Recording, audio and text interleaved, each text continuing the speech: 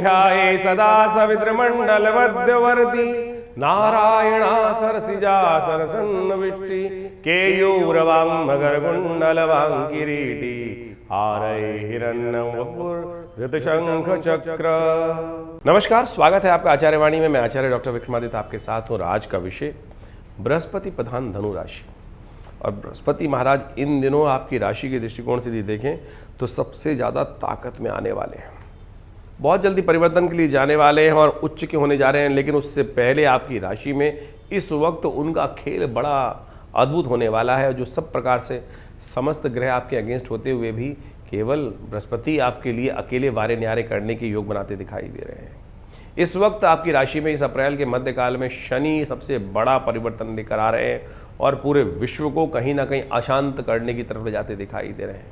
ये शनि का बड़ा विचित्र प्रभाव है कि शनि के उदय होते ही, सूर्य के वर्चस्व से बाहर निकलते ही आपकी राशि में शनि जो हैं वो सुख में कहीं ना कहीं जहर घोलने का प्रयास करने वाले। मंगल के साथ मिलकर, बुध के साथ कहीं ना कहीं युति बनाकर, और वहीं चंद्रमा के साथ 4 ग्रहों की युति जिस प्रकार से बनेगी, सूर्य उच्च के हो जाएंगे ना, ये कम से कम एक नई उम्मीद आपको बचने की देने वाले। तो ग्रहों का ऐसा धूप छांव का खेल आपकी राशि में बनने वाला है कि पल में तोला पल में माशा ऐसी स्थिति बन सकती है। एक दिन बहुत अच्छा, अगले दिन बहुत खराब, ऐसे योग बनने वाले हैं। क्या करेंगे, कैसे बचेंगे? उपाय है, बहुत बढ़िया उपाय है। हिंग लगे ना फिटकर रंग चोखा होगा। वही रहस्य हम आज आपकी राशि के दृष्टिकोण से इस कार्यक्रम में आपके समक्ष रखने वाले हैं, जो शास्त्र में वर्णित है।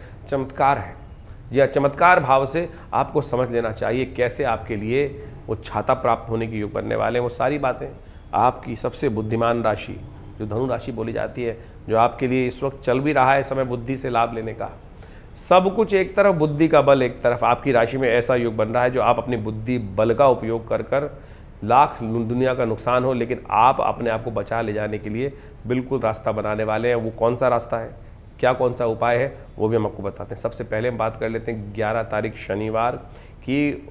और धनु राशि वालों के लिए 11 तारीख शनिवार के दिन, नौमी तिथि के दिन जो योग बन रहा है वो आप समझ लें। वो योग आपके लिए बढ़िया है। आप विनम्र रहेंगे ना। इस वक्त आप सब कुछ समझ रहे हैं। आपकी राशि में ऐसा योग चल रहा है कि आप सब कुछ समझ रहे हैं और सब कुछ समझ के भी चुप बैठे रहेंगे तो दिन आपका, बस इतनी सी बात। जिस बड़े का आपका पैर छू लोगे बस वो आपका। ऐसा योग है कि दिल जीतने का योग आपकी राशि में बना हुआ है। दिल तोड़ने का काम मत करना। ऐसा योग भी बन रहा है खासतौर पे क्योंकि शनि अगले दिन उदय होने वाले हैं। उससे पहले पहले आशीर्वाद ले लो, बड़ों का सम्मान कर लो, तो कल्याण आपके योग आपके। जिसका भी आशीर्वाद लेना चाहो आज ले लेना और फिर देखना दिन आपके नाम रहने के योग बन सकते दिखाई दे रहे हैं।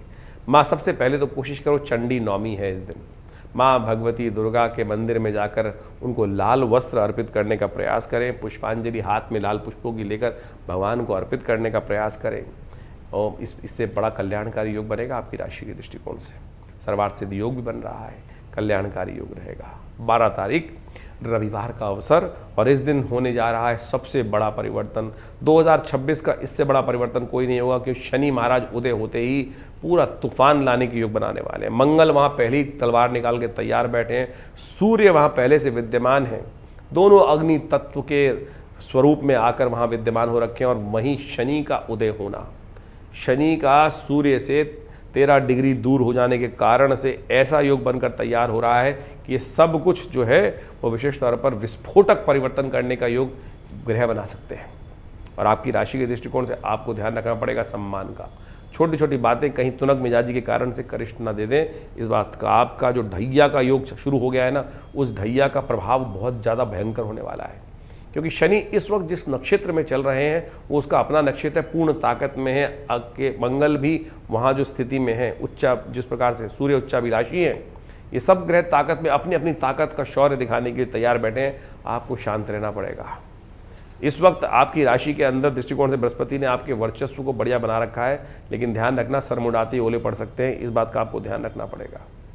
इस शनि का उपाय करने की ज़रूरत है। शनि का उपाय अवश्य करें, शनि को समझ लें और फिर उसका उपाय यदि आप कर लेंगे तो बच पाएंगे। जितने शनिवार, जितने मंगलवार इन दिनों पड़े, करीब करीब आने वाले 20 दिनों में आपके लिए सबसे श्रेष्ठ रहेगा कि एक पान का बीड़ा, मीठा पान, जिंदगी में मिठास घोलने के लिए भगवान को, हनुमान जी को अर्पित करके आया करो। एक मीठा पान आपके समस्त कष्टों को दूर करने का योग बनाएगा, ज्ञान का रास्ता खोलने का योग बनाएगा। कर लीजिए, कल्याण होगा। तो ये शनि मंगल की युति जो बन गई है, साथ में बुध की युति जो बन गई है, ये विशेष तौर पर आप समझ लें जो बड़ी विचित्र स्थिति ग्रहों की उत्पन्न करती है। आमतौर पर शास्त्र के दृष्टिकोण से कहा जाता है कि शनि मंगल की युति कहीं ना कहीं समाज को परेशान करती है, कोलाहल मचाती है, उपद्रव कराती है, राजाओं के अहंकार को आपस में लड़वाती है, उससे प्रजा त्रस्त रहती है। इस प्रकार के योग तो सार्वभौमिक तौर पर बन जाते हैं। इंडिविजुअल तौर पर भी उसका प्रभाव बड़ा विचित्र माना जाता है। शास्त्र के दृष्टिकोण से कहा गया है कि एक तरह से युद्ध ही है, और आपके बाह्य संसार में तो युद्ध चलता ही चलता है, अंतःकरण में भी कहीं ना कहीं युद्ध। कहा जाता है कि जब शनि मंगल की युति हो जाए, शनि और उदय स्थिति में शनि हो, तो और जैसे जिस प्रकार का योग बन रहा है, वो कहीं ना कहीं ग्रीष्म ऋतु बहुत भयंकर रूप से परेशान करने की योग बना देती है। शनि के उदय होते ही ग्रीष्म ऋतु जो है अपने व्यापक रूप में जो जब शनि अस्तों के उदय हों तो कहीं ना कहीं वातावरण में गर्मी उत्पन्न करने के योग बना देती है। और साथ साथ इस वक्त तो शनि मंगल का युति भी चल रही है, तो ये कभी कभी वृष्टि का योग भी बनाती है। साथ साथ संसार में वृष्टि, बारिश का योग भी, असमय बारिश का योग भी इसके साथ साथ बनने के योग बन जाते हैं। तो कहीं ना कहीं बारिश जो होती है वो झटके से आती है, और प्रलंकारी योग भी कहीं ना कहीं बना देती है। तो आने वाले कुछ दिनों में इस प्रकार के योग भी कहीं ना कहीं बनते दिखाई देंगे आपको विश्व के दृष्टिकोण से। अब इन राशियों के योग को समझकर मंगल जो है वो क्या है? मंगल सेनापति है, शनि दंडाधिकारी है, और वहीं बुध की युति जिस प्रकार से क्षीणस्थ अवस्था में हो गई है, तो बुद्धि जब गर्म स्थिति, युद्ध चल रही हो, आपस में द्वंद्व चल रहा हो और बुद्धि काम ना कर रही हो, तो समझ लो कैसा दुर्भाग्यपूर्ण स्थिति बन जाती है। तो ऐसे में दुर्भाग्य को सौभाग्य में परिवर्तन करने के लिए जो उपाय किए जाएं वो आपको समस्त रूप से कल्याणकारी योग बना सकते हैं। देखिए, शास्त्र में अद्भुत कथाएं जगह जगह वर्णित हैं। मंगल का, और विशेष तौर पे आप समझें इन तीनों ग्रहों का, मंगल, शनि और बुध, सबका संबंध किससे है आप समझें। सबका संबंध कहीं ना कहीं बड़ी विचित्र तौर पर हमारे दृष्टिकोण से आध्यात्मिक उपाय की तरफ चलें तो हनुमान जी संबंध निकाल सकते हैं हम इनके साथ। बुद्धि के देवता हनुमान जी, कहा जाता है ना कि हनुमान जी को बुद्धि के देवता कहा जाता है। और साथ साथ मंगल का संबंध, तो हनुमान जी मंगल को जन्मे मंगल ही करते, मंगलमय हनुमान। और उसके साथ शनि महाराज वहीं पर उपस्थित जो हैं, तो शनि की पर तो हनुमान जी की विशेष कृपा है। तो शनि, इन सब का संबंध हनुमान जी के साथ ही है। तो कोशिश ये करें आध्यात्मिक दृष्टिकोण से इस संसार में प्रत्यक्ष देवता जो हैं वो हनुमान जी ही हैं, तो उनकी आराधना जितना हो सके, सुंदरकांड का पाठ, हनुमान चालीसा का पाठ करें या करवाएं। इससे बढ़िया इस कलिकाल में कोई उपाय नहीं है। लोग तेल पे तेल शनि के मंदिरों में जाकर जिस प्रकार से दुकानें खोल दी हैं, जाके तेल पे तेल चढ़ाए जा रहे हैं।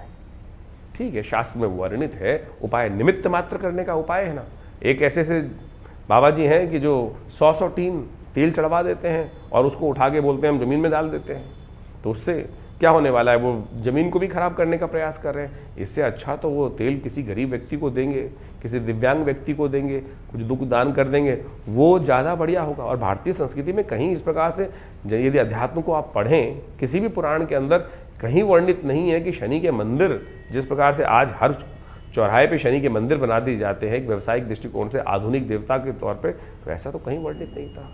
और छोड़ दीजिए, हम जो बताने का हम प्रयास कर रहे हैं कि सीधा प्रत्यक्ष देवता के तौर पे हनुमान जी की आराधना करने का प्रयास करें, हनुमान जी के मंदिर में जाकर उनको चूल्हा चढ़ा दें।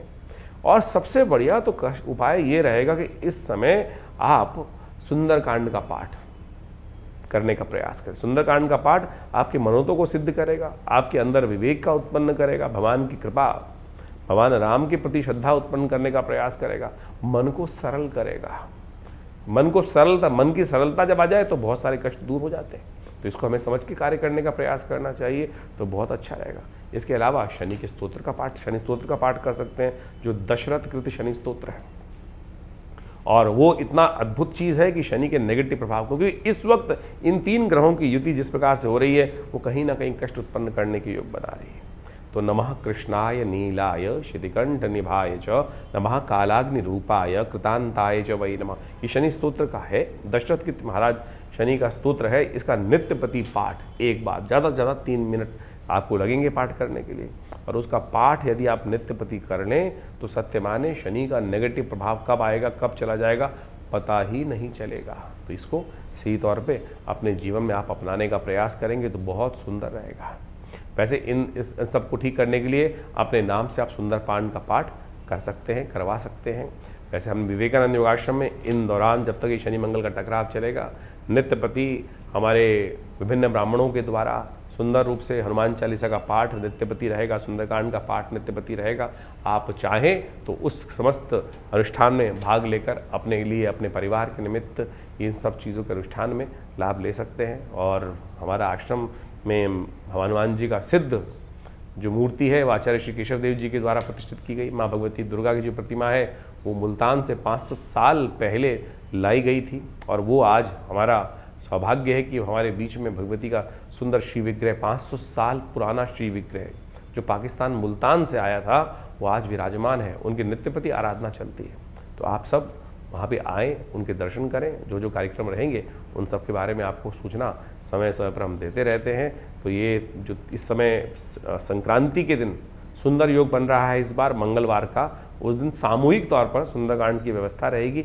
आप सब उसमें भाग लेकर माँ भगवती के दर्शन कर कर, हनुमान जी को चूल्हा चढ़ाकर और साथ साथ अपने कष्टों को दूर करने का योग अद्भुत रूप से बना सकते हैं। संक्रांति के दिन किस प्रकार का पुण्य होता है वो भी हम आपको बताएंगे अभी। धनु राशि वालों, 13 तारीख के दिन सोमवार का अवसर पड़ रहा है और इस दिन ग्रह नक्षत्रों ने परिवर्तन की राह पकड़ी है, और ये परिवर्तन की राह आपके लिए खास तौर पर पुरुषार्थ से सिद्ध होती दिखाई दे रही है।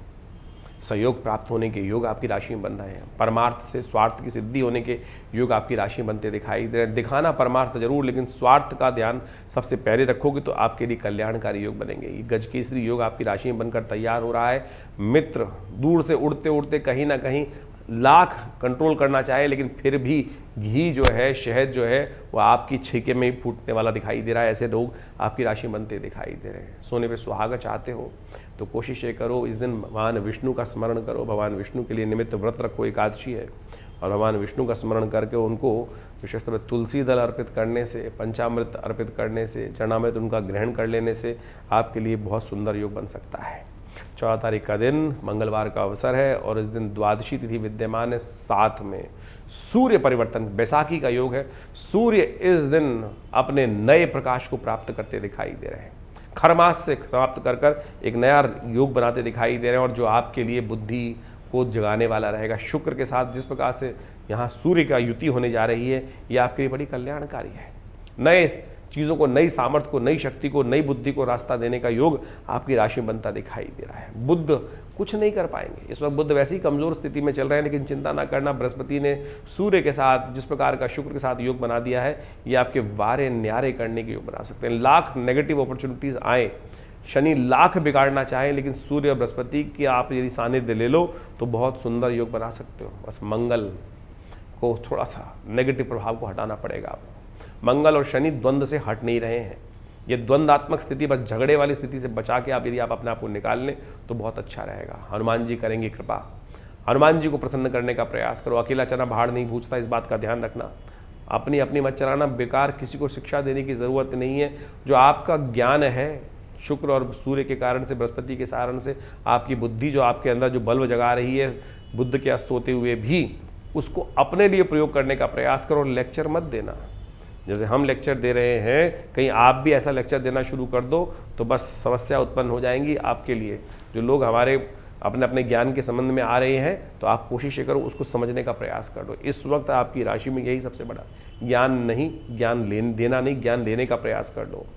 हनुमान जी ने जिस प्रकार से ज्ञान लिया, और फिर जो हनुमान जी ने समझाने का प्रयास किया रावण को, समझा नहीं समझा, लेकिन जब जामवंत जी ने हनुमान जी को समझाने का प्रयास किया तो हनुमान जी जाग गए। यही साधु की पहचान है। तो आपकी राशि के दृष्टिकोण से इसको आपको समझ लेना चाहिए। यही आपकी राशि का उपाय है। सूर्य ने जो संक्रांति का सुंदर योग बनाया है 14 तारीख को, परिवर्तन करने का योग बनाया है, ये मंगल के साथ एक योग बनाकर तैयार कर रहे हैं। देखिए, मंगल के साथ इसलिए कह रहे हैं कि सूर्य का जो परिवर्तन हो रहा है मंगलवार के दिन हो रहा है, मंगल की राशि में हो रहा है, और ऐसे में मंगल की राशि में आके ही सूर्य जो है वो विशेष तौर पर उच्च के हो जाते हैं। तो ये बड़ा विशेष संबंध है मंगल का। और क्यों? क्योंकि मंगल जो है, आप सत्य मान के चलें कि ये सेनापति हैं, अग्नि तत्व के मालिक है। वहीं सूर्य भी राजा है और अग्नि तत्व के मालिक। दोनों की जो प्रकृति है वो सेम है, एक ही तरह सोचते हैं। और जब राजा और जो सेनापति है वो यदि एक साथ चले तो क्या होता है कि सब चीज़ें ठीक होने के योग बन जाते हैं। तो आपकी राशि के दृष्टिकोण से आपका जो व्यवस्थाओं का योग है वो हमने आपको समझाने का प्रयास किया।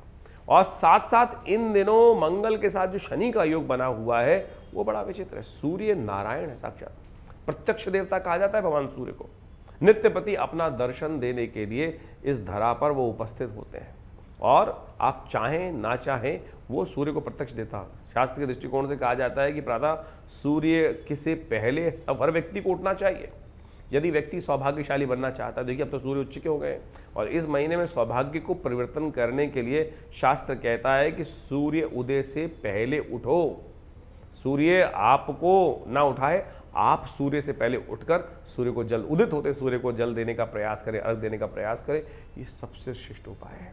ये कीर्ति, यश, वृद्धि को योग देने का सबसे बेस्ट मार्ग जो हो सकता है ना, तो इस बात का ध्यान रखने का प्रयास करना। इस महीने में, वैशाख के महीने में आमतौर पर ये योग बन जाता है और वैशाख का महीना पुण्यों को देने वाला है, माधव मास कहा जाता है। तो कोशिश करें इस मास में अपने सूर्य को बल देने के लिए अवश्य कोशिश करने का प्रयास करो। जैसा शनि खराब चल रहा है इन दिनों, शनि खराब चल रहा है इन दिनों, शनि को ठीक करने के लिए आपको पता है कौन सा मार्ग अपनाना चाहिए। आमतौर पे लोग पता नहीं कौन कौन से मार्ग अपना लेते हैं। तो हमारे दृष्टिकोण से आपके मंगल की राशि में चलते हुए जो शनि को समझाने के लिए इस वक्त आपको हनुमान जी का सहारा लेना चाहिए। सूर्य का और हनुमान जी का एक अद्भुत संबंध है। शायद लोगों को शास्त्र के दृष्टिकोण से उस कथा का ज्ञान नहीं है। सूर्यदेव जो हैं वो हनुमान जी के गुरु माने जाते हैं। जी हाँ, सूर्यदेव हनुमान जी गुरु माने जाते हैं और कहा जाता है कि हनुमान जी ने एक बार शिक्षा लेने के लिए मन में आया शिक्षा किससे ले, तो फिर याद आई, देखा सूर्य को। सूर्य से ज़्यादा बड़ा संसार को देखा हुआ व्यक्ति कौन हो सकता है? दिव्यात्मा है।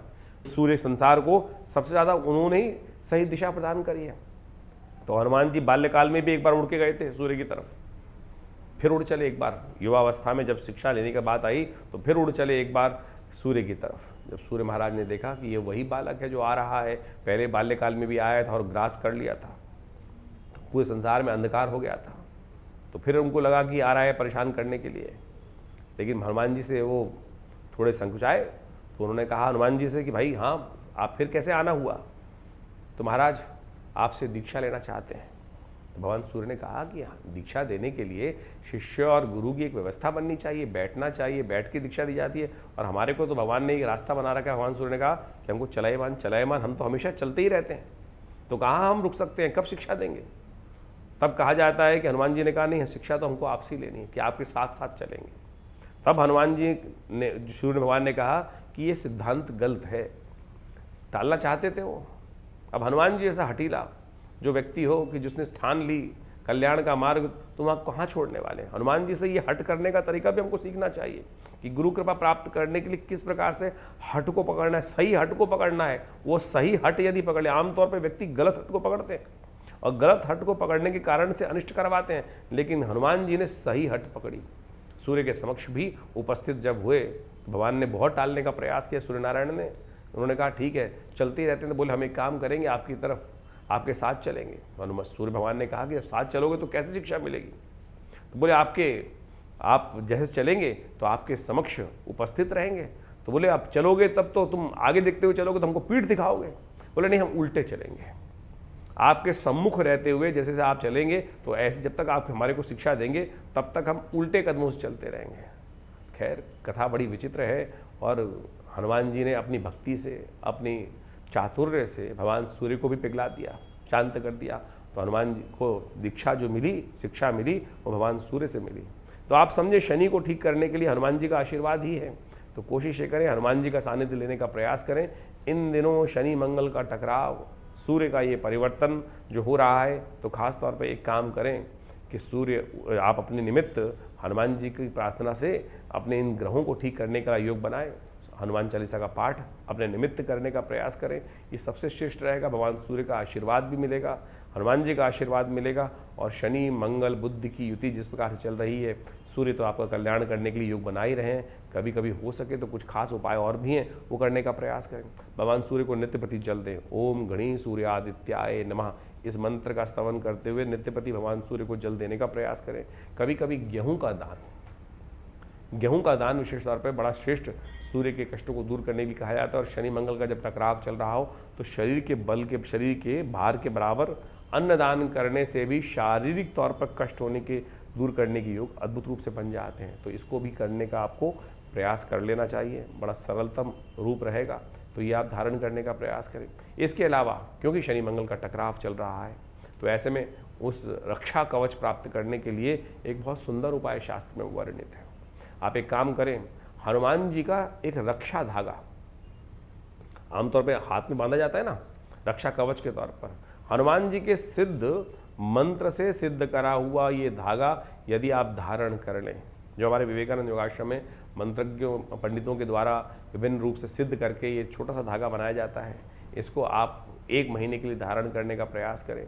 ये हमारे विवेकानंद योगाश्रम में विशेष तौर पर सिद्ध कर कर बनाया गया है, तो आप इसको आश्रम से मंगा लें, धारण कर लें और देखिएगा कैसे भी जो है मंत्र से सिद्ध होकर ये हनुमान जी का सिद्ध धागा जो आश्रम से आप मंगाएंगे उसको धारण करेंगे। चाहे छोटे बच्चे गाड़ी चला रहे हैं, कुछ चला रहे हैं, कहीं भागते फिर रहे हैं, और शनि मंगल का इस वक्त जो है व्यवस्थाएं कहीं ना कहीं कष्ट देने के योग बना ही रही हैं, कहीं ना कहीं चोट लगाने के योग बना रही हैं, द्वंद्वात्मक स्थिति उत्पन्न करते दिखाई दे रही हैं। तो हनुमान जी की मंत्र से सिद्ध करा हुआ ये धागा भगवान सूर्य के नेगेटिव प्रभाव को भी ठीक करेगा और कई सारे रास्ते आपको दिखाएगा, रक्षा कवच के रूप में आपके साथ रहेगा। तो 1 महीने के लिए इसको अवश्य धारण करने का प्रयास करें, कल्याण होगा। तो इस दिन विशेष तौर पर जो 14 तारीख के दिन संक्रांति का योग बन रहा है, इसके साथ साथ विवेकानंद योगाश्रम में, हमारे सानिध्य में विवेकानंद योगाश्रम में इस दिन सुंदर कांड का पाठ रखा गया है और नवग्रह शांति महायज्ञ रखा गया है।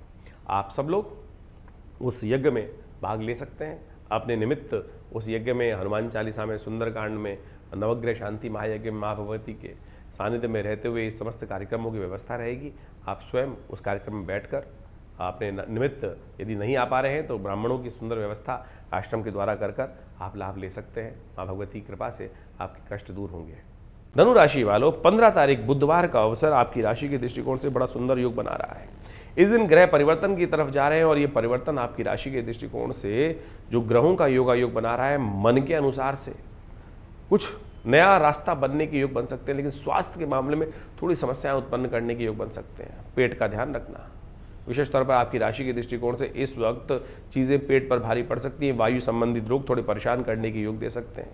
आपका मन पहले बीमार होता है, शरीर बाद में बीमार होता है, थोड़ा सा हिम्मत हारते दिखाई दे रहे हो, ध्यान रखते हुए कार्य करना। इस वक्त बुध प्रदोष है, समस्त बुद्धि को बल देने के लिए, बुद्धि क्योंकि चंद्रमा इस वक्त बुध के साथ विराजमान होकर थोड़ा नेगेटिव हो गया है, विष करता दिखाई दे रहा है, तो ऐसे में इसको ठीक करने के लिए इस दिन बुध प्रदोष का उपयोग करने का प्रयास करो। गंगा जल के द्वारा भगवान का सुबह सुबह अभिषेक, शाम को भी अभिषेक यदि कर लिया तो ये बुध प्रदोष ऐसा रहेगा कि आने वाले समय में कैसे ही ये समस्त ग्रह नेगेटिव प्रयोग करें, उनसे कुछ नहीं होने वाला, आपका रास्ता बनता चला जाएगा। 16 तारीख बृहस्पतिवार का अवसर, चतुर्दशी तिथि विद्यमान है और इस दिन शुक्र और ताकत में आ रहे हैं, सूर्य के साथ संयुक्त रूप से उन्हीं के नक्षत्र में प्रवेश करके उनके साथ योग बनाकर आपके लिए कई नए रास्ते खुलते दिखाई दे रहे हैं, अपॉर्चुनिटीज़ के रास्ते खुलते दिखाई दे रहे हैं। बुद्धि आपकी क्या होती है ना, विकट स्थिति में ज़्यादा काम करती है और ऐसे में आपकी स्थिति ऐसी दिखाई दे रही है कि नए दोस्त, नए संबंध, नए रिलेशनशिप्स, नई चीज़ों में आपके लिए रास्ता बनता दिखाई दे रहा है। आंख बंद करके मत बैठना, थोड़ी आंख खोल के बैठने का काम करने का प्रयास करो, चीज़ें आपके लिए बहुत फेवर में जा सकती हैं। सुबह का टाइम थोड़ा हल्का है, शाम आपके लिए बहुत सुंदर, दोपहर के बाद का समय आपके लिए अच्छी एनर्जी वाला रहता दिखाई दे रहा है। 17 तारीख शुक्रवार का अवसर, अमावस्या तिथि है, वैशाख की अमावस्या है, पितरों को प्रसन्न करने वाली अमावस्या है। इस दिन ग्रह नक्षत्रों के दृष्टिकोण से विजय का योग आपकी राशि में बनकर तैयार हो रहा है। दोपहर को घंटा नाद के साथ विजय योग आपके लिए बनता दिखाई देगा। दुश्मन लाख बुरा चाहे, मैं कहूँगा आपके स्वयं के नक्षत्र ग्रह भी बुरा चाहे, तब भी विजय कहीं ना कहीं आपके भाग्य में प्राप्त होने के योग बनती दिखाई दे रही है। आपके दुश्मन लाख बुरा चाहें, लेकिन जिस प्रकार से ग्रहों की युति है, शुक्र के साथ चंद्रमा की और साथ साथ सूर्य की युति बन के दिखाई दे रही है, वो आपके लिए बड़ा कल्याणकारी होगी। पितरों को प्रसन्न करो इस समय। शनि महाराज और ताकतवर हो गए, ध्यान रखना इस दिन शनि महाराज अपने चरण में, अपने राशि, अपने नक्षत्र में आ गए हैं और उसमें चतुर्थ चरण में प्रवेश करते दिखाई दे रहे हैं और इसके कारण से वो अपने पूर्ण वर्चस्व को, अपने प्रभाव को संसार के समक्ष उपस्थित करने के योग बनाते दिखाई देंगे। जिद किसी चीज़ का इलाज नहीं है। जिद क्या होती है, गलत चीज़ को भी कई बार स्थापित करने का प्रयास करती है और वो कहीं ना कहीं गलत है। इस बात को आपको समझ लेना चाहिए। शांत होकर चीज़ों को समझें, बुद्धि के अनुसार से कार्य करने का प्रयास करें। पितरों को इस दिन अवश्य पितरों के निमित्त शांत करें। पहला जो कार्य वही है कि अमावस्या के दिन पितरों के निमित्त भोजन का दान, गायत्री का जप करें, कल्याण होगा। 18 तारीख शनिवार का अवसर, प्रतिपदा तिथि विद्यमान है। वैशाख का शुक्ल पक्ष आरंभ हो रहा है और आपकी राशि के दृष्टिकोण से ग्रहों का योगायोग आपके लिए जो केवल शनि को बनाने की ज़रूरत है, बाकी बहुत सारे ग्रह पॉजिटिव हैं। बाकी सब ग्रह इस वक्त आपकी सपोर्ट करने को तैयार हैं आपकी राशि के दृष्टिकोण से देखें, लेकिन शनि सब चीज़ों को समाप्त करने की तरफ अग्रसित होता दिखाई दे रहा है। बेकार की हट धर्म। शनि क्या है? आलस्य। शनि क्या है? जिद। शनि क्या है? जो अपने ढाक के 3 पात वाली स्थिति। तो इससे बचने का आपको प्रयास करना चाहिए। जो समझ गए तो उनके वारे न्यारे, नहीं समझे तो बस जिस प्रकार के ढाक के 3 पात रहेंगे वो कहीं ना कहीं कष्ट दे सकते हैं। शनि को मनाइए, शनिवार का दिन है। कोशिश ये करें कंबल का दान करें, काले वस्त्रों का दान करने का प्रयास करें, चरण पादुकाओं का दान करने का प्रयास करें। गर्मी शुरू हो रही है, छाते का दान करने का प्रयास करें। इन सब काली चीज़ों को घर से दूर करने का प्रयास करें। शनि की छाया दूर होगी और कष्ट से निवृत्ति होगी। 19 तारीख रविवार का अवसर, द्वितीया तिथि इस दिन विद्यमान है। परशुराम जयंती, अक्षय तृतीया का योग लेकर आई है तिथियाँ। इस दिन चंद्रमा उच्च के होने जा रहे हैं, शुक्र विजय का योग बनाने जा रहे हैं। यह आपकी राशि में जो ग्रह योग ऐसा है कि यदि स्वास्थ्य आपने ठीक रख लिया ना, बाकी सब चीज़ें आपके हाथ में आ जाएंगी। स्वास्थ्य का सबसे पहले ध्यान रखने का प्रयास करें। थोड़ी एंजाइटी आपको जल्दी जल्दी करने की चीज़ें बहुत ज़्यादा बढ़ती दिखाई दे रही हैं। धीरे धीरे काम करें, चीज़ों को ध्यान रखते हुए कार्य करें। जल्दबाजी काम शैतान का होता है, इस बात का आपको ध्यान रख लेना चाहिए। बड़े सुंदर तिथि है इस दिन। ये वो तिथि है कि यदि आपने इस तिथि पे कुछ सही काम कर लिए तो ये मान के चलना आने वाले 365 दिन आपके लिए बहुत शुभ हो सकते हैं, बच के निकलने के योग बन सकते हैं, क्योंकि ये है अक्षय तृतीया। इस दिन किया हुआ पुण्य कार्य अक्षय होता है। कम से कम 1 वर्ष के लिए तो आपके लिए ऐसी स्थिति बना देगा कि कोई आपका अहित नहीं कर सकता। इस दिन भगवान विष्णु के विभिन्न अवतार अवतरित हुए। नर नारायण, परशुराम, हयग्रीव, इन सबका अवतरण दिवस होता है। तो इस दिन भगवान विष्णु का सुंदर पूजन करें, भगवान विष्णु के यज्ञ को में भाग लें। 19 तारीख को अक्षय तृतीया का सुंदर योग बन रहा है। 19 अप्रैल के दिन ये अक्षय तृतीया वो योग है जिसके दिन जो भी कार्य किए जाते हैं उसका अक्षय फल प्राप्त होता है। अक्षय यानी क्षय नहीं होता। एक बात ध्यान कर लीजिएगा, पुण्य करोगे तो उसका अक्षय फल प्राप्त होगा और पाप करोगे तो उसका भी अक्षय फल प्राप्त होगा। इसलिए गलती से भी कोई गलत काम ना हो जाए। इस दिन विशेष तौर पर भारतीय शास्त्र के दृष्टिकोण से यदि समझें, वैशाख मास के शुक्ल पक्ष की तृतीया के दिन योग बनता है ये अक्षय तृतीया। और इस बार क्या हो रहा है कि द्वितीया तिथि थोड़ी देर के लिए विद्यमान है 19 तारीख को, उसके बाद तृतीया आ जाएगी और अगले दिन तृतीया कुछ 2-3 घड़ी तक ही विद्यमान रहेगी। तो पुण्य जो है वो मध्याह्न व्यापनी माना जाता है। भगवान परशुराम का अवतरण इसी दिन हुआ और हमारे अष्ट चिरंजीवियों के अंदर अश्वत्थामा, बलिर्व्यास और मानस विभीषण, कृपा परशुरामस्य मार्कंड, इस प्रकार से परशुराम जी का नाम भी अष्ट चिरंजीवी के अंदर आता है। और महान पुण्य को देने वाले भगवान विष्णु के अवतार माने जाते हैं। तो उनका विशेष तौर पर पूजन करने का शास्त्र में नियम है। अजरता अमरता प्राप्त करने के लिए यदि कोई व्यक्ति कष्ट में चल रहा हो, जीवन में परेशानी चल रही हो, स्वास्थ्य संबंधी समस्या चल रही है, तो इस दिन भगवान परशुराम का सुंदर पूजन करने से, भगवान विष्णु के रूप में उनका पूजन कर लेने से कहा जाता है कि स्वास्थ्य, अष्ट चिरंजीवियों का इस दिन विशेष पूजन करने के लिए विशेष व्यवस्था की जाती है। तो उनका पूजन अवश्य कर लेना चाहिए। परशुराम जी के साथ अष्ट चिरंजीवियों का स्वास्थ्य संबंधी समस्याओं को ठीक करने का अद्भुत योग बन जाता है। भगवान नर नारायण का अवतरण भी इसी तिथि के अंदर माना जाता है। इसके साथ साथ भगवान हयग्रीव का भी जो शास्त्र के दृष्टिकोण से पूजन करने की ये तिथि जो उनके जयंती के रूप में मानी जाती है। जब भगवान का सुंदर अवतरण हुआ और हयग्रीव भगवान कहा जाता है कि वो आशीर्वाद प्राप्त था हयग्रीव नाम के राक्षस को, जो घोड़े के समान था। उसने भगवान की प्रार्थना करते हुए यही कहा था कि मेरी मृत्यु मेरे द्वारा ही हो, हयग्रीव की मृत्यु हयग्रीव से ही हो। तो कहा जाता है कि भगवान विष्णु का जब संग्राम चल रहा था, बड़ी अद्भुत कथा है शास्त्र के अंदर। इन बातों को समझने की आवश्यकता है कि हमें गलत चीज़ सोचनी नहीं चाहिए। कई बार हम बैठे बैठे कई बार क्या होता है गलत भाव सोच लेते हैं और उसका प्रभाव कैसा होता है। शास्त्र में किसी चीज़ को छोड़ा नहीं गया है। कहा जाता है कि एक बार भगवान विष्णु शेषशैया पर विश्राम कर रहे थे और भगवती जो लक्ष्मी जी हैं वहीं साथ में विराजमान थी। साथ में विराजमान थी तो क्या हुआ कि भगवान विष्णु किसी बात पे मुस्कुराए। भगवती महालक्ष्मी को लगा कि ये मुझको देखकर मुस्कुरा रहे हैं, मेरा उपहास कर रहे हैं। पता नहीं क्या भाव मन में उठा कि जो गर्दन मुझ पे हंस रहे हैं, गर्दन ही ना बचे। ये भाव भगवती महालक्ष्मी के मन में विचार उठा शास्त्र की कथा के अनुसार से। और कहा जाता है कालांतर में भगवान विष्णु का बहुत भयंकर युद्ध राक्षस से हो रहा था। और कहा जाता है कि इतना लंबा युद्ध चल रहा था कि भगवान जो थे वो युद्ध करते करते सो गए। बहुत लंबे समय 5000 वर्ष तक युद्ध चला। और कहा जाता है कि युद्ध में वो जब विश्राम सो गए तो वो जो कीट था उस धनुष को जाके लग गया और वो धनुष टूटा।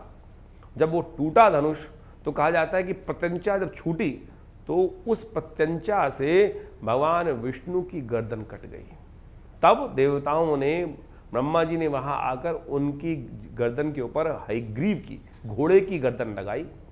तब जाकर उस राक्षस का मर्दन हुआ, क्योंकि उसको आशीर्वाद प्राप्त था कि हयग्रीव की मृत्यु हयग्रीव के द्वारा ही होगी, यानी जो घोड़े के रूप में जो राक्षस था उसकी मृत्यु ऐसे ही निर्धारित थी। तो प्रकृति ने क्या रास्ता बनाया, क्या घटना घटी, तो यहाँ इसी दिन हयग्रीव भगवान के रूप में भगवान ने अवतरण हुआ, जयंती मानी जाती है। तो उसके बाद भगवान ने हयग्रीव का संहार किया है। तो इस दिन हयग्रीव के रूप में भगवान की जो है जयंती के रूप में दिन माना जाता है। तो शास्त्र के दृष्टिकोण से इस बात को हमको समझना चाहिए। इस कथा का सार हमने यहाँ उपस्थित किया। कई बार हम सबके मन में भी पता नहीं कौन सा विचार उत्पन्न हो जाता है और बाद में कितना ज़्यादा उसके लिए विचार व्यक्त रखता है कि हीन भावना मेरे मन में आई क्यों। तो भगवती महालक्ष्मी ने कैसा सोचा था और क्या उनके साथ घटा।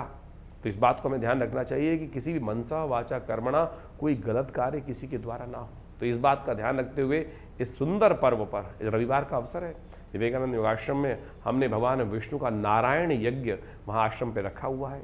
तो आप सब उस यज्ञ में भाग लेने के लिए सादर आमंत्रित हैं। जो दिल्ली में रहते हैं वो उस यज्ञ में भाग लेकर सुंदर रूप से इस अक्षय तृतीया के दिन भगवान का सुंदर स्तवन करें। सुबह करीब करीब ये कार्यक्रम वही 8 बजे से आरंभ होता है और करीब करीब 10 बजे तक भंडारे के साथ सुंदरकांड, बहुत सारे रामचरितमानस का पाठ भी, स्वाध्याय रहता है उस दिन, भगवान विष्णु का यज्ञ भी रहेगा, सुंदर भंडारा रहेगा। आप सब लोग सादर आमंत्रित हैं इस अक्षय तृतीया के दिन सुंदर रूप से भगवान विष्णु का पूजन करने के लिए, परशुराम जी का पूजन करने के लिए। और समस्त यदि स्वास्थ्य संबंधी समस्या चल रही है, कीर्ति संबंधी समस्या चल रही है, नहीं प्राप्त हो रही है, तो इस सुंदर नारायण यज्ञ में लक्ष्मी नारायण जी की प्रार्थना करने के लिए आप सादर आमंत्रित हैं। और आइएगा, माँ भगवती कृपा से अनिष्ट को दूर करने का योग अद्भुत रूप से बनेगा, कष्ट निवारण का योग बनेगा। और इस दिन ग्रहों परिवर्तन करने का योग भी बन रहा है। चंद्रमा परिवर्तन करके बहुत उच्च के होने जा रहे हैं। शुक्र बहुत सुंदर रूप से अपने ही राशि में प्रवेश करने का योग बना रहे हैं। तो आप इस सुंदर योग का लाभ लें। ग्रह परिवर्तन कर इसे अनिष्टकारी समय में, जब शनि मंगल युति चल रही है, तो चंद्रमा ने, शुक्र ने एक युति बनाकर एक नया पुण्यों को जगाने का अवसर दिया है। तो ऐसे में भगवान विष्णु का सुंदर पालक के रूप में हमारे बीच में रहते हैं, समस्त सृष्टि का पालन करते हैं। तो उनका सुंदर स्तवन करने का दिन है। आइए इस यज्ञ में सम्मिलित हों। भगवान की कृपा से अनिष्ट दूर करने के समस्त योग बनेंगे। यज्ञ ही विष्णु स्वरूप है, यज्ञो वही विष्णु शास्त्र कहता है। तो ये यज्ञ संसार का सर्वश्रेष्ठ कर्म है, उसमें भाग लेने की आप अवश्य हमारे साथ यज्ञ में बैठें। माँ भगवती कृपा से अनिष्ट दूर होने के अद्भुत योग बनेंगे। धनु राशि वालों के लिए 20 तारीख का दिन सोमवार का अवसर है।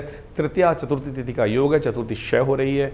बड़ी विचित्र स्थिति है इस वर्ष जो युगादि तिथि है, इसको अक्षय, जो तृतीया जो बोली जाती है, वैशाख की शुक्ल पक्ष की तृतीया थोड़ी देर के लिए है इस दिन, लेकिन युगादि यही है। ये भी क्षय तिथि पड़ रही है। इससे पहले संवत आरंभ भी क्षय तिथि पे हुआ, वर्ष आरंभ भी क्षय तिथि पे हुआ। तो ये सब का सब कहीं ना कहीं 2026 के लिए भयावह स्थिति उत्पन्न करने की योग बना सकते हैं। स्थितियां बड़ी विकट हैं, किसी तरह जा सकती हैं, कहीं ना कहीं भयंकर उठापटक के योग इस वर्ष बनने के योग दिखाई देते हैं। तो इस वक्त आपको बेकार भ्रमण नहीं करना चाहिए, कहीं भी इस बात का ध्यान रखते हुए कार्य करना चाहिए। ये वर्ष कहीं ना कहीं कोलाहल युक्त रहेगा। रक्त रंजित राजनीति पूरे विश्व की आपके समक्ष आने के योग बन सकते हैं। तो ऐसे में खास तौर पे ध्यान रखने की ज़रूरत है। चीज़ों को विस्फोटक परिवर्तन करने के योग कहीं ना कहीं इस वक्त बनते दिखाई दे रहे हैं। लेकिन आपकी राशि के दृष्टिकोण से इस दिन एक बहुत पॉजिटिव परिवर्तन होने को जा रहा है। बृहस्पति महाराज अपने नक्षत्र के अंतिम चरण, द्वितीय चरण में जाते जाते दिखाई दे रहे हैं और ये द्वितीय चरण में जाकर आपके लिए और कल्याणकारी हो जाएंगे। इस वक्त बृहस्पति को ताकत दीजिए। आपकी राशि का स्वामी बृहस्पति है, वो ताकत में है।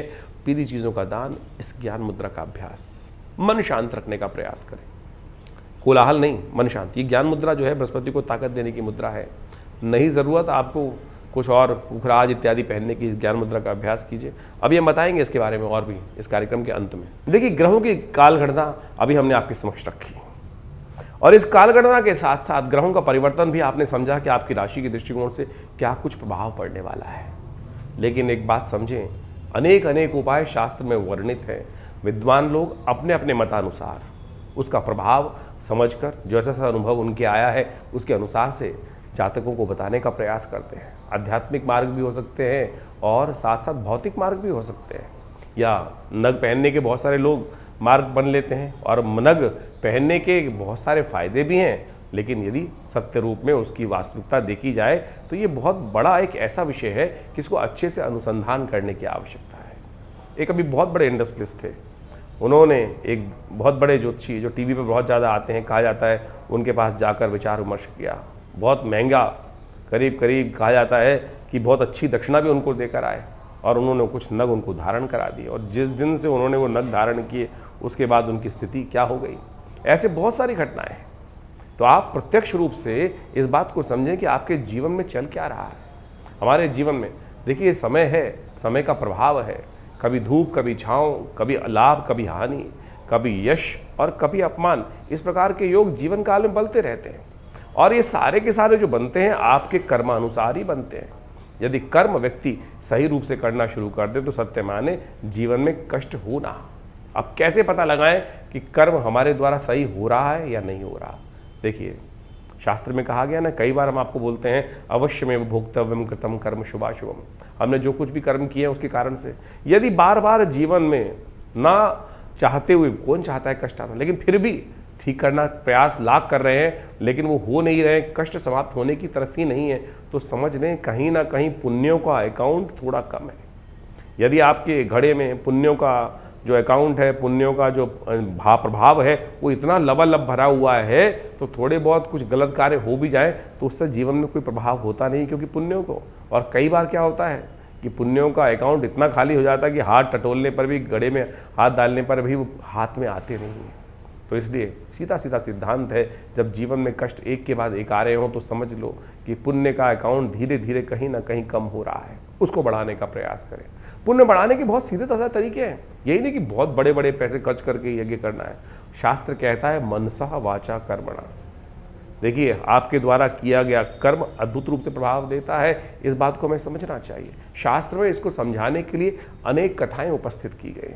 लोग लगे रहते हैं कभी कुछ और उपाय करने के, कुछ और उपाय करने, विभिन्न टोटकों में फंस जाए। परमात्मा का नाम ही शास्त्र में व्यास जी महाराज ने कहा है, आलुड्य सर्वशास्त्रानि विचारैव पुनः पुनः इदमेकम सुनिष्पन्नम ध्याय नारायण सदा, कि भगवान का स्मरण करना ही एक सबसे बढ़िया कार्य है। उसी को स्मरण करने तो और किसी चीज़ की आवश्यकता ही नहीं है, परमात्मा की कृपा। इसीलिए तो इतनी समस्त कथाओं का, यज्ञों का, मंत्र जप का इतना महात्म्य शास्त्र में बताया गया। हर रोज़ कोई ना कोई पुण्य आपके जो पर्व है, जैसे इस बैसाख के महीने में कितने सुंदर सुंदर पर्व आ रहे हैं। सुंदर सोच शास्त्र में कहा गया है कि इस मास को माधव मास माना जाता है, और माधव मास में कहा जाता है कि भगवान ब्रह्मा ने अपने आप भगवान विष्णु के नाम पर इस मास को रखा है। इस मास में यदि भगवान विष्णु का एक बार भी स्मरण कर लिया जाए तो बहुत से कष्ट दूर हो जाते हैं। तो इसको ठीक करने का तरीका आप समझ लीजिए। जितना ज़्यादा पुण्य हो सकता है वो करने का प्रयास करें। सोम, मंगल, बुध, बृहस्पति, हमारे इन समस्त दिनों को कहीं ना कहीं देवताओं के साथ जोड़ दिया गया है। तिथियों को विशेष तौर पर आप देखें तो एक से लेकर आध्यात्मिक मार्ग से देखें तो कहीं ना कहीं कोई देवता के साथ जोड़ी गई है। कारण क्या है? कोई ना कोई उत्सव, 365 दिन कोई ना कोई उत्सव भारतीय संस्कृति में लगा रहता है। ये न के न प्रकारेण आप अध्यात्म की तरफ लगे रहें, और जब अध्यात्म की तरफ लगे रहेंगे, आज ये कल वो परसों ये, तो क्या होगा, कहीं ना कहीं आप जो फालतू के काम संसार में हैं वो आपके द्वारा उनसे हटकर, बेकार के कामों से हटकर कहीं ना कहीं पुण्य कार्य, परमात्मा के स्मरण में वास्तविक मार्ग को आप पकड़ने का मार्ग बना लेंगे, और वो आपके जीवन में कभी बेले कवेले अशुभ समय में वो किया हुआ पुण्य आपको कहीं ना कहीं लाभ देने का मार्ग बना देगा। तो इस सिद्धांत को समझे। हमारे ऋषि मुनि बहुत चतुर थे, बहुत बुद्धिमान थे, और ऐसी व्यवस्था अपनी संतति के लिए करके गए हैं कि वो कहीं ना कहीं करते रहते। लेकिन फिर भी मनुष्य ऐसा माया के भ्रम में फंस जाता है कि सद्मार्ग से भटककर कहीं ना कहीं अनेक अनेक प्रपंचों में फंस जाता है। तो इसलिए हम समय समय पर जो आपको आमंत्रित करते रहते हैं, कभी ये यज्ञ, कभी वो यज्ञ, कभी ये कथा, कभी सुंदरकांड, कभी हनुमान चालीसा, कभी कुछ और, तो ये सब इसीलिए है कि कहीं ना कहीं आओ, सत्य मार्ग की तरफ चलो, और वो कहीं ना कहीं कब आपके कष्टों को क्षय कर देगा। भारतीय अध्यात्म विज्ञान को यदि आप पढ़ेंगे, देखिए बहुत सारे लोग हमें कमेंट में लिख के भेजते हैं कि महाराज कथा सुनाने से अच्छा तो उपाय बताओ। उपाय तो हर जगह बता ही रहे हैं, हम हर रोज़ बता रहे हैं उपाय, लेकिन उस मार्ग को समझने का प्रयास आपको करना चाहिए कि ज्योतिष का अध्यात्म के साथ एक इंटर कनेक्शन। कुछ अध्यात्म शून्य व्यक्ति हैं, कोट पैंट पहन कर, और जिस प्रकार से लोगों को आज शराब पिला के उपाय बताने का प्रयास करते हैं, मांस खिलाकर उपाय खिलाने का प्रयास करते हैं, तो उससे कुछ भला होने वाला है किसी का? कुछ नहीं होने वाला उससे तो कष्ट के योग ऐसे ही बन जाएंगे जैसे कुछ ना कुछ। भारतीय संस्कृति में इसके ऊपर बहुत सुंदर कथा आई हुई है, उसको आपको समझ लेना चाहिए। हमने पहले बहुत दिन पहले कथा आपके समक्ष रखी थी, आज बहुत काल हो गया है, इसलिए उस कथा को दोबारा समझाने की आवश्यकता है कि जैसे बर्तन को बार बार मांजने से क्या होता है कि वो चमक आ जाती है ना, तो उस कथा के माध्यम से, अध्यात्म के माध्यम से समझने का प्रयास करें। हमारे पुण्य कैसे बढ़ते हैं? एक कसाई था, अध्यात्म के अंदर उपनिषद में कथा आई है, वो एक महात्मा जी के आश्रम के सामने ही कसाई की दुकान चलाता था, रोज हत्या करता था, रोज आजीविका पालने के लिए कसाई को मांस बेचता था। महात्मा जी अंदर यज्ञ कराते थे। दोनों की मृत्यु एक ही दिन हुई और दोनों यमराज के समक्ष उपस्थित हुए। कहा जाता है कि महाराज जी को पुण्य लोक प्राप्त हुए। महाराज थोड़ी देर रुक गए, उन्होंने देखा कसाई भी मेरे पीछे खड़ा है, चलो इसको भी देखें, इसको क्या गति प्राप्त होती है।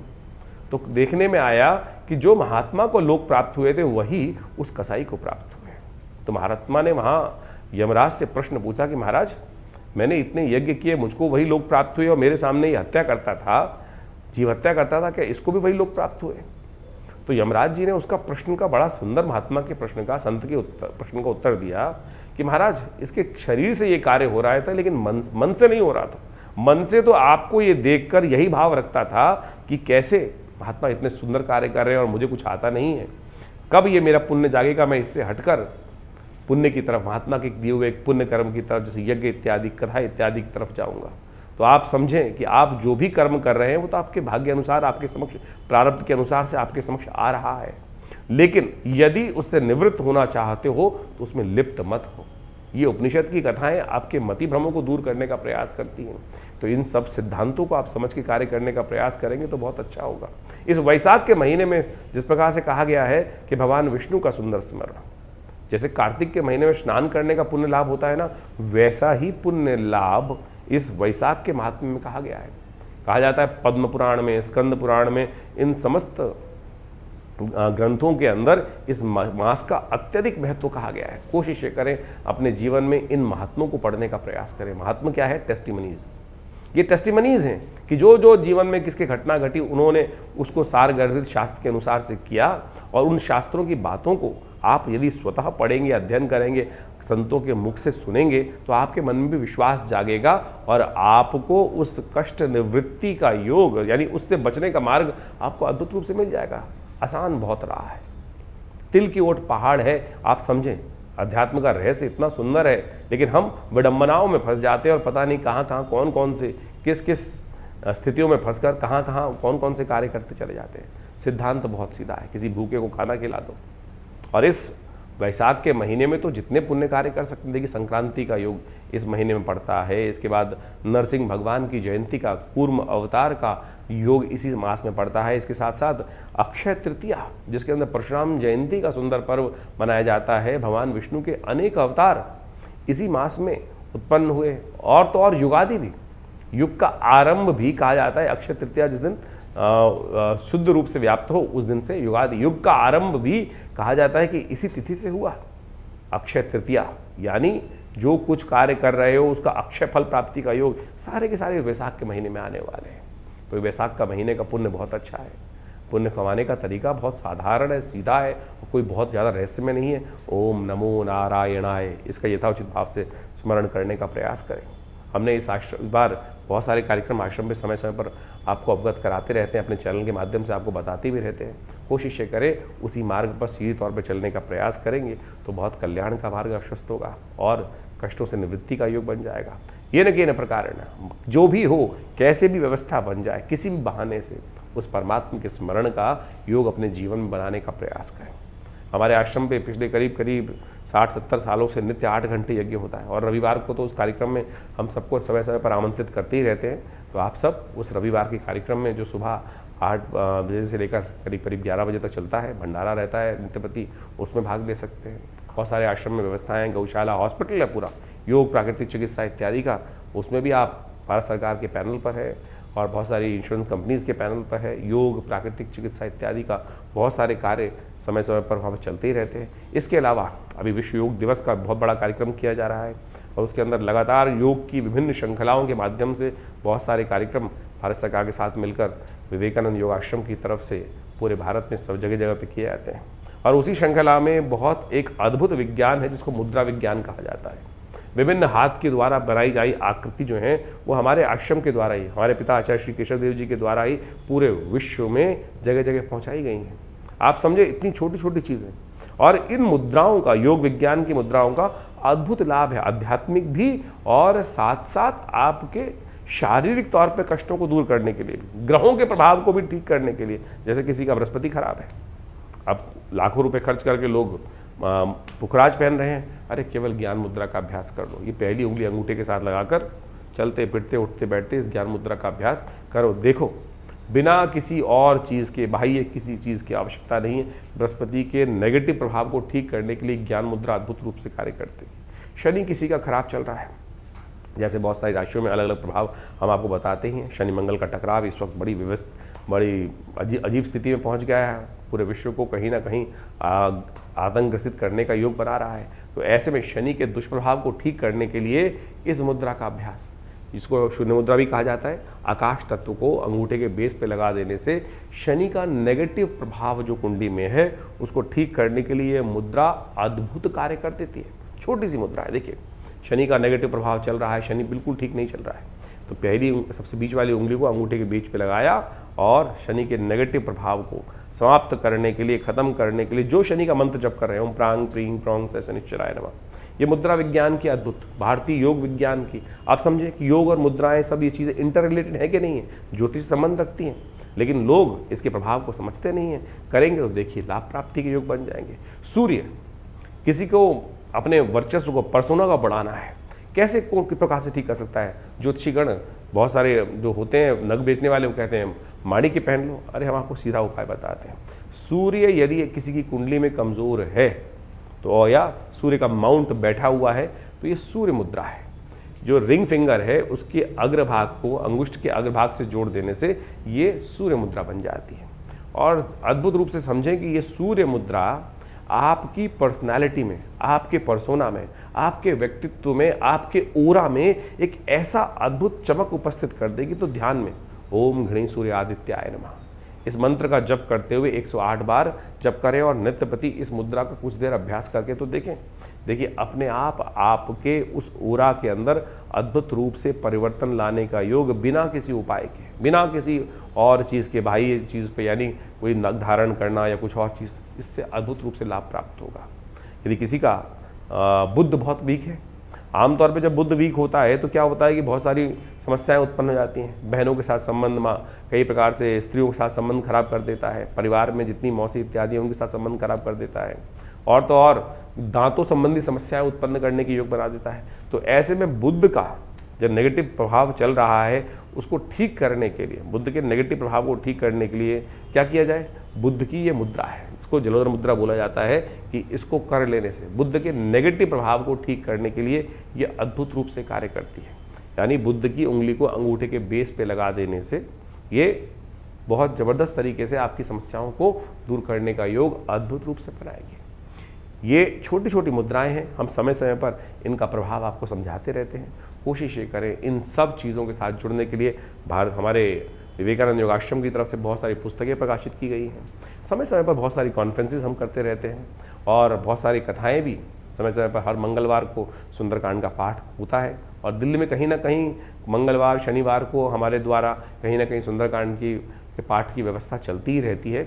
आप सब सुंदरकांड के पाठ में आपको हमारे एक चैनल के माध्यम से सूचनाएं मिल सकती है। आश्रम के जो नंबर्स आपके सामने स्क्रीन पे चल रहे हैं, आपके क्षेत्र में कब रहेगा उसका भी बता दिया जाएगा। विवेकानंद योगाश्रम में तो हर मंगलवार पे सुंदरकांड आमतौर पे होता ही है, हर रोज़ करीब 8 घंटे यज्ञ रहता है। और बहुत सारे कार्य समय समय पर रहते हैं। आप उनके साथ जुड़ेंगे तो सही रूप से आध्यात्मिक विकास भी होगा और आपके कष्ट भी दूर होंगे। धन्यवाद, नमस्कार।